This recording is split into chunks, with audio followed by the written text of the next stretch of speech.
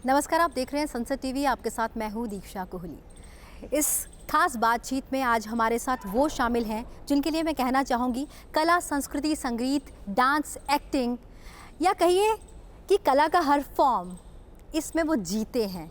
इससे उनका रिश्ता है पुराना। जी हाँ, आज हमारे साथ हैं बॉलीवुड के जाने माने अभिनेता आयुष्मान खुराना।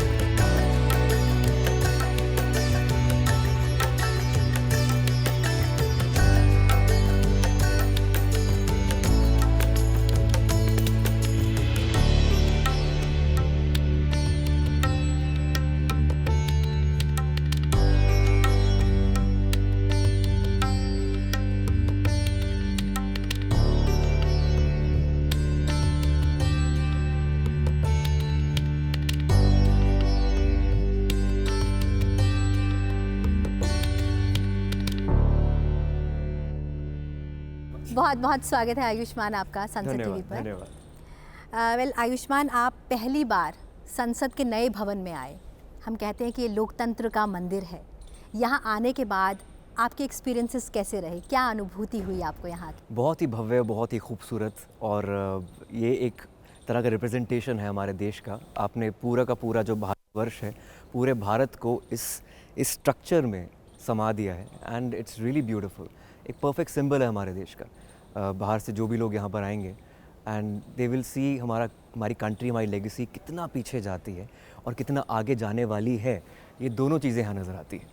आयुष्मान, इस वक्त हम जहाँ पर खड़े हैं ये वो जगह है जहाँ पर वृक्षों को संरक्षित किया गया है। यानी कि ये इस जगह पर पहले भी मौजूद थे और बाद में कुछ वृक्षों को रिलोकेट किया गया और कुछ वृक्ष पहले से मौजूद हैं। यानी हमारा राष्ट्रीय वृक्ष जो है बनियन ट्री, उसे यहाँ स्थापित किया गया है और ये इसकी ब्यूटी को और भी बढ़ाता है। अगर मैं ऐसे ही किसी कोने की बात करूँ, आपने ये पूरी बिल्डिंग देखी, आपके दिल के सबसे करीब कौन सा कोना रहा? किस कोने ने आपको खींच लिया अपनी तरफ? क्योंकि मैं कलाकार हूँ तो कला से जितनी भी रिलेटेड चीज़ें यहाँ पर हैं जो मैंने सोचा नहीं था कि यहाँ पर होगी। मुझे सच में लगा था स्ट्रेट जैकेटेड एक पार्लियामेंट होगी हमारी जहाँ पर डिस्कशंस होंगी, लेकिन क्रिएटिवली कैसे आप इन्वॉल्व करेंगे हमारी संस्कृति को, वो मैंने नहीं सोचा था। तो संगीत का जो कॉर्नर है वो मेरे लिए सबसे ज़्यादा खूबसूरत है, दिल के करीब है और वहाँ पर आप हेडफोन्स उठाकर सुन भी सकते हैं संगीत को, जो हमारा शास्त्रीय संगीत है। जितने भी इंस्ट्रूमेंट्स हमारे देश के हैं जो मिट्टी से जुड़े हुए हैं वो सब वहाँ पर नज़र आया। It was beautiful. जब हम इस पूरे भव्य इमारत की बात करते हैं तो कहते हैं कि this is basically the symbol of democracy along with that the self reliant India. तो यहाँ आने के बाद आपको क्या वो आत्मनिर्भर भारत का रूप, मेक इन इंडिया का रूप नज़र आया? बिल्कुल आया है, क्योंकि मैंने सुना कि यहाँ पर इस पार्लियामेंट में हर एक चीज़ हिंदुस्तान की है, हर एक चीज़ इंडिया को रिप्रेजेंट करती है। Prime minister has taken India to the world. आज हिंदुस्तान को, भारत को लोग एक अलग नज़र से देखते हैं और ये पिछले 10-15 साल में हुआ है and credit goes to our PM that यहाँ पर जितनी भी चीज़ें हम नज़र आ रही हैं, क्योंकि he is also in love with culture, craft, हमारा जो म्यूज़िक है, तो जितनी भी इंडियन चीज़ें हैं वो उन्होंने उजागर किए हैं यहाँ पर। एंड जब भी लोग यहाँ पे बाहर से आएंगे and I think they will be really overwhelmed by seeing a legacy and culture. बिल्कुल। अगर मैं इस बिल्डिंग की भव्यता की बात करूँ तो क्या चीज़ आपके दिल को छुई? कि सब कुछ हम इंडियंस ने यहाँ पर किया है। जितने भी कारीगर हैं उन्होंने यहाँ पर, चाहे यहाँ की लकड़ी है, यहाँ पर जो आर्टिसंस को आपने एक दर्जा दिया है, नॉर्मली हम उनको भूल जाते हैं कि जो कारीगर बनाते हैं हमारे स्ट्रक्चर्स को या हमारे घरों को, ये हमारी डेमोक्रेसी का मंदिर है। तो 400 से ज़्यादा आर्टिसंस यहाँ पर, इंडियन आर्टिसंस ने यहाँ पर काम किया है। आपने उनको एक दर्जा दिया है विच इज़ वेरी कमेंडेबल।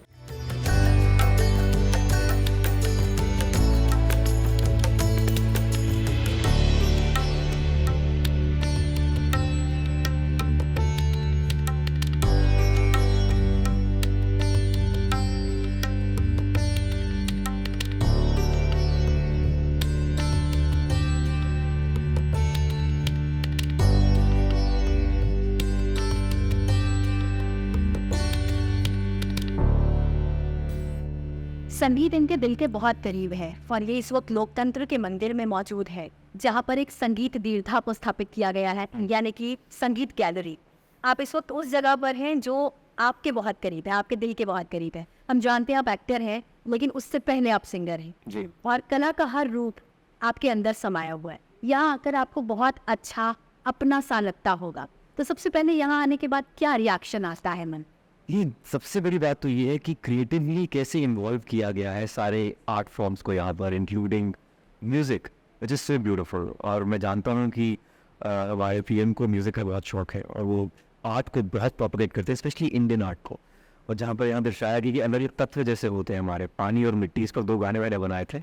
सो मेरे मन में वो आ रहा है, माहियाना आया मेरा, माहियाना आया, माहियाना आया मेरा, माहियाना आया, रांझना आया मेरा, माहियाना आया, माहियाना आया मेरा, रांझना आया। अखां दा नूर वेख के अखियां चो हंझर उड़दे, पानी दा रंग वेख के अखियां चो हंझर उड़दे, जदों अंबरां वरसिया पानी, मिट्टी दी खुशबू, मिट्टी दी खुशबू, मिट्टी दी खुशबू आई।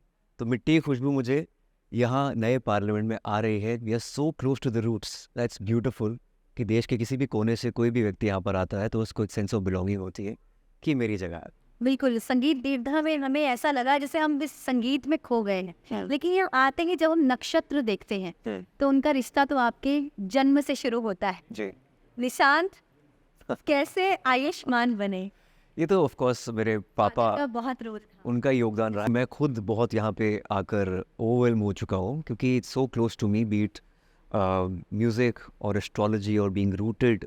एंड जब तक हम देश के बिल्कुल मिट्टी से नहीं जुड़ते तब तक उसका हम ऊपर और नहीं जा सकते। मैं टाइम 100 इवेंट में गया था, वहाँ पर यही बोला था कि हमें वेस्टर्न वैलिडेशन की ज़रूरत नहीं है, हमें बस अपने आप से जुड़ना है। जितना अपने आप से जुड़ेंगे उतना आगे बढ़ेंगे।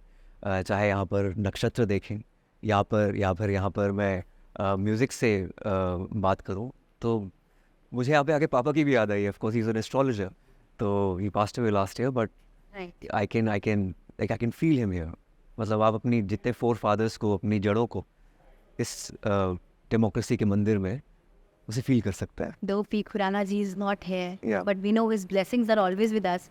और वो बिल्कुल नक्षत्र की तरह, नक्षत्र के हर कोने में अपनी ब्लेसिंग्स बन के हमारी ज़िंदगी में है। उनका काफ़ी बड़ा इम्पैक्ट भी है। लेकिन हम यहाँ पर काफ़ी संगीत की धुनें भी देख सकते हैं। इन सारी धुनों में से आपके दिल के करीब कौन सी धुन है? मुझे सितार से बहुत प्रेम है, उसकी आवाज़ मुझे बहुत अच्छी लगती है। ये पंडित रविशंकर जी ने यहाँ पर ये जो यहाँ पर डोनेट किया है, यहाँ पर रखा है ये। मैं अनुष्का शंकर का बहुत बड़ा फ़ैन हूँ क्योंकि इनकी लेगेसी वो आगे लेके गई है। नीलाद्री कुमार, बहुत अच्छे ऐसे संगीतज्ञ हैं हमारे देश में जो अच्छा सितार वादन करते हैं। And I am huge fan of sitar. Of course वहाँ पर उस्ताद अमजद अली खान का वो भी है, इंस्ट्रूमेंट है। पंडित शिव कुमार शर्मा का भी है। तो ये आपने सारे के सारे जो दिग्गज हैं हमारे देश के, जिन्होंने ये म्यूज़िक को वर्ल्ड स्टेज पर लेके गए हैं, उनको यहाँ पर बांध रखा है। And just like I think our prime minister also taken India at a global platform and it's beautiful. आप ये धुन यहाँ पर सुन भी सकते हैं। क्या बात कर रहे हैं! और सच बताऊं, वाओ! यहाँ पर भांगड़ा भी है। नहीं, अभी I think I listen to something else. Sitar अगर है तो यहाँ पे बीन है, भांगड़ा ढोल है, दो तारा है, ग्यालिंग है, खोल है, सुरभर है। I've never heard Surbar, so I'll go for this.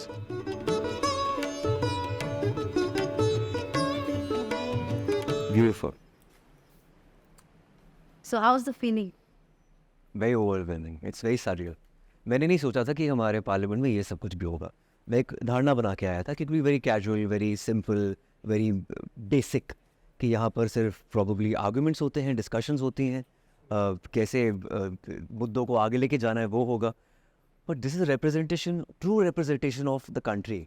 Ayushman, संगीत का तो आपने बता दिया कि आप बहुत करीब है संगीत के, लेकिन सिर्फ एक फॉर्म आपके अंदर नहीं है, you are multi talented, versatile. और यहाँ पर नृत्य भी है, हमारे देश के यूनिटी इन डाइवर्सिटी दिखती है। अलग अलग स्टेट का अलग अलग डांस है, अलग अलग नृत्य है। आपके करीब इसमें से कौन सा नृत्य है? देखिए, भंगड़ा तो है बहुत करीब। जब हम यूथ फेस्टिवल में पार्टिसिपेट किया करते थे तो भंगड़ा और मलवई गिद्दा, ये जो चीज़ें जो होती थी काफ़ी पंजाब में पॉपुलर थी। बट जब हम नेशनल यूथ फेस्टिवल में जाते थे तो ये सारे आर्ट फॉर्म्स नज़र आते थे, तो हमारी आंखें और खुल जाती थी। एक अवेयरनेस होती थी हमारे देश के बारे में, क्योंकि जब हम सब बच्चे कॉलेज के अपने स्टेट को रिप्रेजेंट करते थे थिएटर के लिए, म्यूज़िक के लिए, तो हम विभिन्न पूरा भारत भ्रमण हो जाता था और बाकी राज्यों के जो टैलेंट से उनसे तारुफ होता था हमारा, एंड वो तारुफ मुझे आज यहाँ पर हो रहा है, एंड इट फील्स लाइक कि मैं अपनी जड़ों से वापस जुड़ चुका हूँ। क्या यहाँ आके लगता है कि भारतीयता कण कण में समाई हुई है? You feel complete India at one spot? This is perfect representation of a country. जैसे मैंने आपको पहले बताया था कि जब मैं यहाँ पर आने से पहले आज सुबह मैंने यही सोचा था कि शायद यहाँ पर सिर्फ आर्ग्यूमेंट्स होते होंगे, एजेंडाज डिस्कस होते होंगे कि देश को आगे कैसे बढ़ाया जाए, डेमोक्रेसी को आगे कैसे बढ़ाया जाए, लेकिन यहाँ पर आर्ट फॉर्म्स, कल्चर भी है। इनफैक्ट अगर बाहर से कोई डिप्लोमेट यहाँ पर आता है, that person will be really impressed, बहुत ही ज़्यादा उनको एक सेंस ऑफ हुआ कि हमारी कल्चर कितनी रिच है, हेरिटेज कितनी रिच है, लेगेसी हमारी बहुत बहुत साल पहले जाती है, इज़ वेरी डाइवर्स। और जैसे हमारा देश ग्लोबल स्तर पर पहुंचा है, मोदी जी उनको वहाँ पर ग्लोबल स्तर पर लेके गए हैं, वैसे हमारा आर्ट फॉर्म भी ग्लोबल स्तर पर पहुंच रहा है। So I think it's a mix match of everything which is beautiful.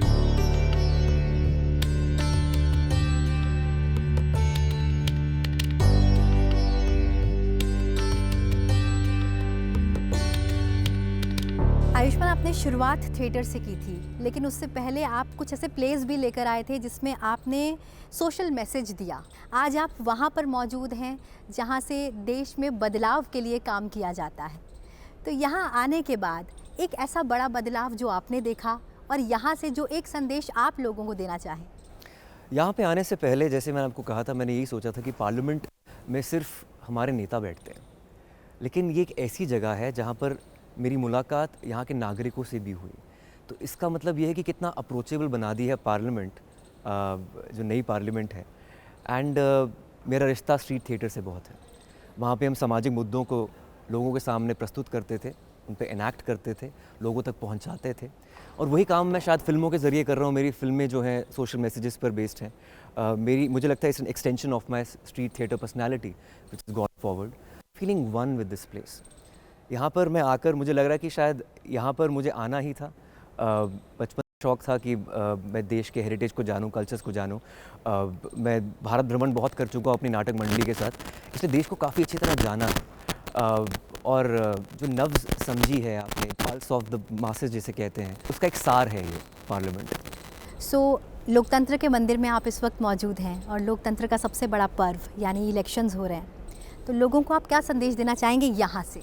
यही संदेश देना चाहता हूँ कि आप ये 18th लोकसभा इलेक्शंस जो हैं उसमें पार्टिसिपेट कीजिए and vote for the world's largest democracy. अब रिसेंटली मैंने एक कैंपेन शूट किया है for election commission of India, जहाँ पर बहुत creatively in an entertaining light hearted manner हमने देश की जनता को पहुँचने की कोशिश की है, क्योंकि एक संदेश वहाँ पर दिया गया है कि आपके अंदर एक शक्ति है, आप सशक्त हैं, कि आप वोट कीजिए और हमारे देश को आगे बढ़ाएं। India is the youngest country, largest democracy in the world. तो यूथ के अंदर जो ऊर्जा है, जो पावर है, वो सही दिशा में यूटिलाइज़ की जानी चाहिए। हमें अंडर एस्टिमेट नहीं करना चाहिए अपने आप को। अगर आप 18 वर्ष के हैं और आप एक सोच रखते हैं, उस सोच को आगे बढ़ाने के लिए आपके पास पावर है। Go and vote for the 18th Lok Sabha elections. Thank you so much. जय हिंद।